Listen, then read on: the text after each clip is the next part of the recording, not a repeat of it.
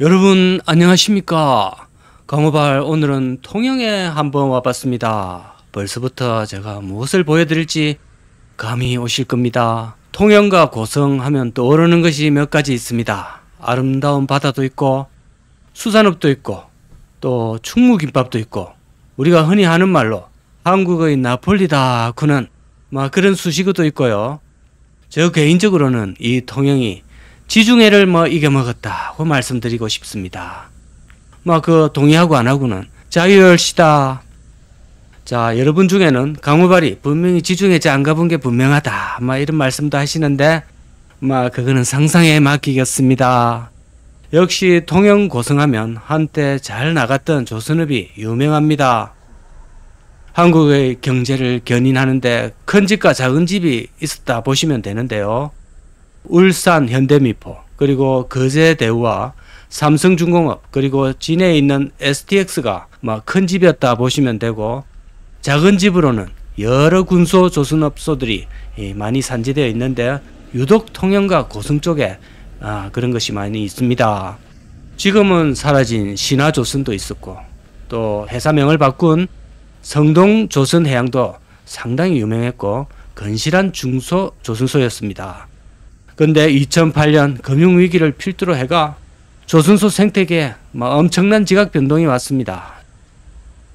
중국에게 저가 선박 수주를 대부분 뺏기고 2010년대 중후반으로 갈수록 중소조선소들은 수주가 거의 제로에 수렴하는 아픈 시기를 많이 겪었습니다. 조선소가 무너지고 10년이 넘도록 대침체를 겪었던 조선소 중에서 과거 성동조선해양으로 알려졌다가 다행히 법정관리 이후 회생을 잘 해가 최근에는 잘 운영되고 있는 HSG 성동조선소 앞에 오늘 한번 와봤습니다. 오늘 보여드리는 이 상권 전체는 저 HSG 회사 하나 보고 들어온 거라 봐도 무방하겠습니다. 자, 여기 보시면 근데 신기한 차가 하나 있죠. 이 차를 아신다면 상당한 고인물로 제가 연식을 인정해 드리겠습니다. 이 차는 바로 현대의 포니하고도 포니 픽업 대시올시다. 이게 여기 왜 있는지 모르겠는데요.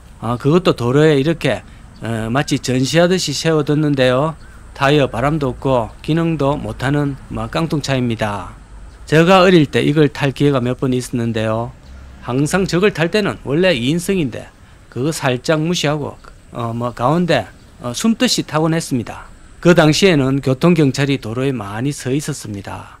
어쩌다가 불신 검문에 걸리면 걸리기 전에 아버지가 미리 시킵니다. 배 아픈 신용을 빨리 해라. 배가 아파서 병원에 간다. 아파서 죽는 신용을 해라. 이렇게 시켰거든요. 그러면 이제 그대로 연기를 하고 그러면 그걸 보는 경찰님이 귀찮아서 그러는 건지 아이고 알았다 하면서 빨리 가봐라고 그냥 보내주곤 했습니다. 그땐 그래도 경찰들이 봐주는 것도 좀 많고 챙기는 것도 반면에 좀 많았습니다. 매니버로 안 될 때는 물론 좀 많았습니다. 그래도 그때가 좋았는데요.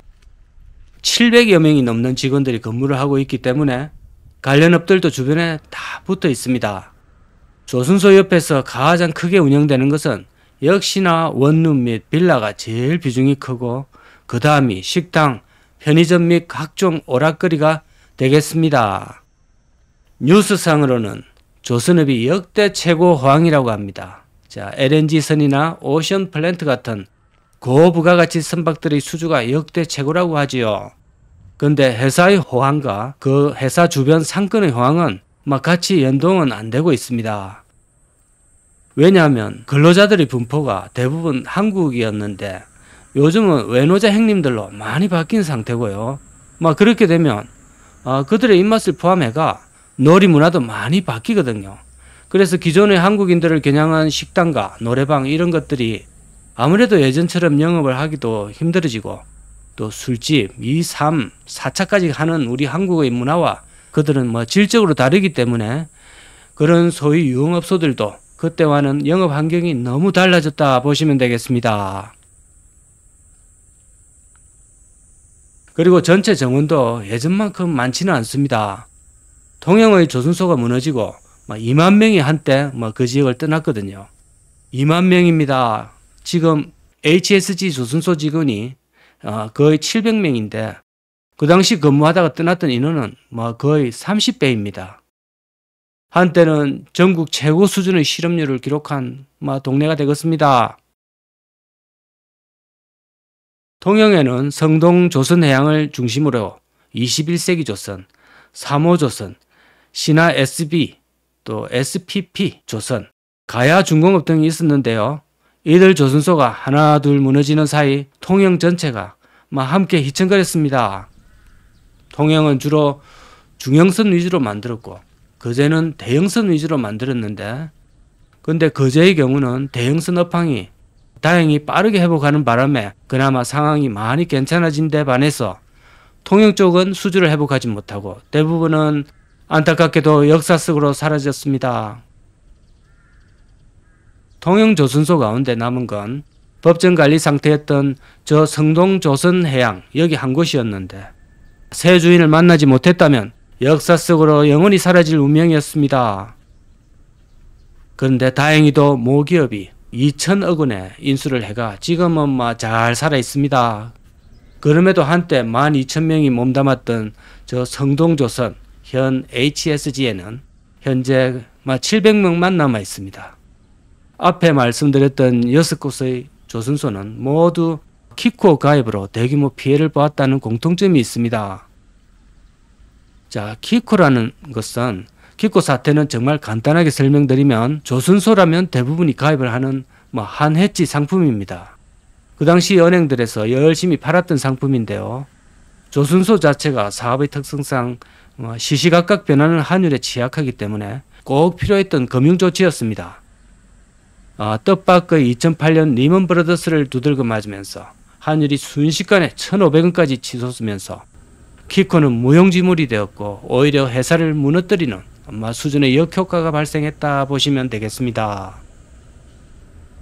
그리고 금감원에서도 제대로 된 감독 역할을 못했다 이렇게 보입니다. 자, 이것이 이른바 그 유명한 키코 사태의 내막입니다. 그로 인해 중소형 조선소들이 다 넘어가면서 통영의 지역 경제에도 큰 타격의 흔적이 고스란히 남아 있습니다. 16년의 세월이 흐른 지금도 곳곳에 상처가 남아 있습니다.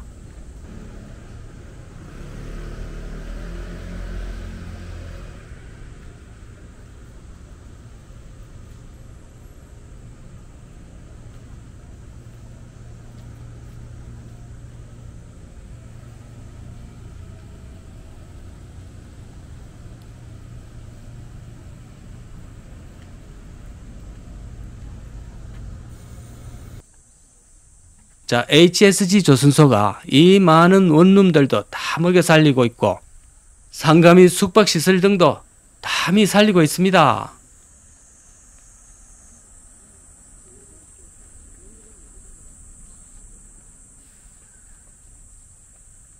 자, 갈수록 다시 기술력 좋은 회사로 거듭나가 통영이 나폴리를 거뜬하게 이기는 그런 동네가 되도록 다시 화이팅 해주시기를 바라겠습니다.